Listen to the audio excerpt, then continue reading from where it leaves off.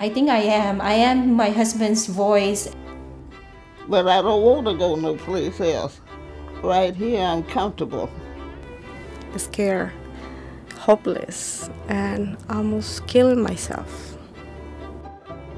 Well, you think that you have covered all angles and that you are going in the direction of being able to have something for your future. And then you wake up and it's all gone.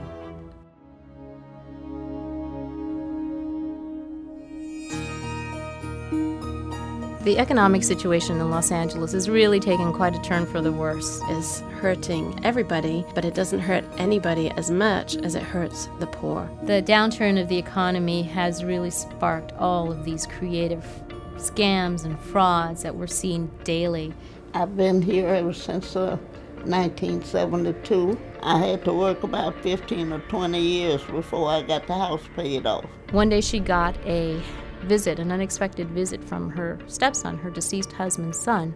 He had told her he wanted to put her name and phone number in his cell phone. So I signed my name and signed everything, answered the questions. Really, one morning she just stepped outside and someone was putting a for sale sign up on her lawn. I was just really shocked, didn't know what to do. Not only that, the stepson had taken out a $60,000 loan on the property. He called her one day and she said, "What are you doing? Why are you doing this?" And he said, "It's just a misunderstanding. I'd like to prepare a picnic for us to go out." She was very, very afraid. Was afraid that he intended to harm her in some way. Couldn't sleep at night hardly. I couldn't sleep. I didn't have no home, nowhere to go. As homeowners lose their homes and there are more foreclosures, there's a ripple effect that is felt out in the community. It's hard to imagine that the foreclosure crisis would have had an effect on government benefits clients. Last year, my husband had 2 new strokes. He was very active. He used to ride a bike, motorcycle, hardy kind of thing, and he used to do a lot of fishing, boating. And that also he had been diagnosed with multiple sclerosis. He could have seizure any time of the day, so I need to make sure that I'm there all the time. One of the types of cases that we see at the hearing office most often are in-home supportive services, denials of protective supervision. They had denied all those sort of paramedical services, including injections.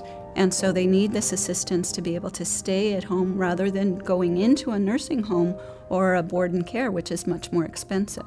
I'm so scared that he would not be able to get his medication, and it's very important for him to be able to get that. Well, as the economy worsens, the economic pressures on families will increase. Erica grew up in Mexico.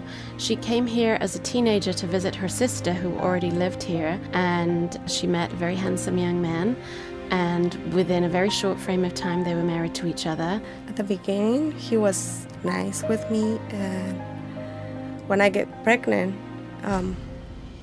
they start the problems. It became obvious to her that he was an alcoholic. He was very controlling. There was one time when I opened the refrigerator, there was empty, no milk, no food, only beer. If she says to him, "But I need milk for the children," well, she'll get beaten up for that, for answering him back. One time he was really, really drunk, and he wants to take my 3 kids with him driving. And I say, "No, you can't." He threw me in the bed and started shaking me. And the kids were there. And he hit me in the face and the body, and one of my kids just yelled, "Dad, please stop. You are going to kill Mom." One day she went to pick up her son from school and found out that he had already picked up her son, and he had her served with papers when she was at school, and she was no longer allowed in the house. She wasn't allowed to contact him, and she didn't have custody of her children. Everything what I did, it was for them. And I lost them. She was living in her car. She didn't have clothes or money, education. She had nothing, nobody to go to. and no hope of anybody actually helping her. I felt helpless.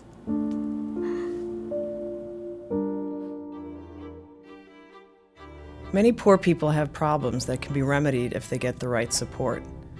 One of the key types of support that poor people need is the access to justice and legal assistance. A lot of times, there isn't anybody that's speaking up for low-income people in all kinds of different forms in our society. You know, we have people who, you know, speaking on behalf of the unions or the environment or business, but who really speaks for low-income people? It's really true. The little guy without representation is going to be wiped out. You can have all the rights in a Constitution or a Bill of Rights, but if someone can't access the courts to vindicate those rights, all they are rights on paper. The Legal Aid Foundation is the law firm for the poor in Los Angeles County. We provide legal services in a variety of areas, including government benefits, housing, employment, community economic development, consumer work. Legal Aid really is providing a service not just for the people that they represent, but for the entire city. The numbers of clients whom we see it's enormous and it's overwhelming and it's never ending. And during tough economic times, that need is even greater. And then we also work at a policy level to try to change the landscape to become more favorable towards the interests or needs of low-income people, whether it be in transportation, the environment, housing.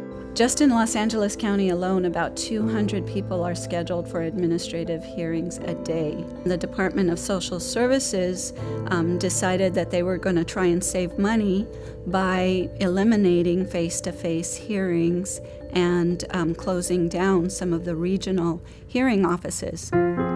We were very pleased that LAFLA, in collaboration with our partners, were able to get the state to reconsider their proposal and not eliminate face-to-face hearings. They did a wonderful thing for me.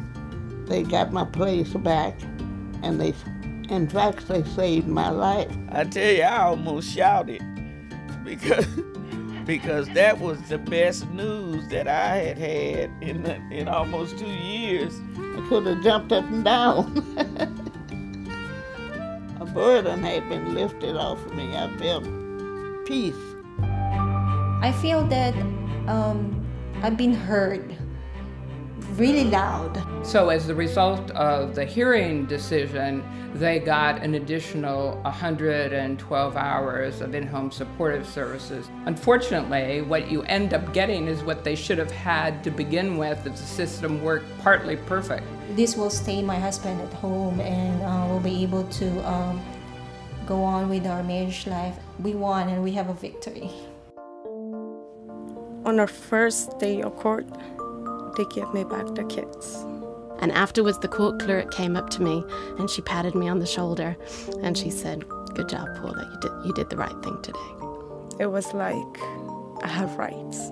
But then the case became bigger and much more complicated when I discovered that the parties had owned a house. Well, the end result of the case was that we collected a very substantial amount for Erica. Erica's life has completely changed. I started working, I have my permit, my work permit, I have my driver's license, I got a job, I can dream, and I can feel that I can reach those dreams. The problem of poverty is so extensive in our community that there is no way that we could even begin to address the issues that poverty raised without the partnerships that we formed. Partnering with LAFLA on one of or more of the cases that they do really gives private lawyers the opportunity to help people who may be at the very end of the line. You work on one of these cases, you feel like you really helped someone. I think it's a great feeling. I think every lawyer should do it. Believe me, it works. Legal Aid was a lifesaver. Your voice will not be heard without the help of people like Legal Aid Foundation. When I get my kids back and I saw the faces, I'm really happy. I don't know how to pay back to Paula and Legal Aid for all that. So I'll be grateful for them for the rest of my life. And I am eternally grateful. Grateful to LAFLA for all the work that they do. Thank you. Thank you, Legal Aid.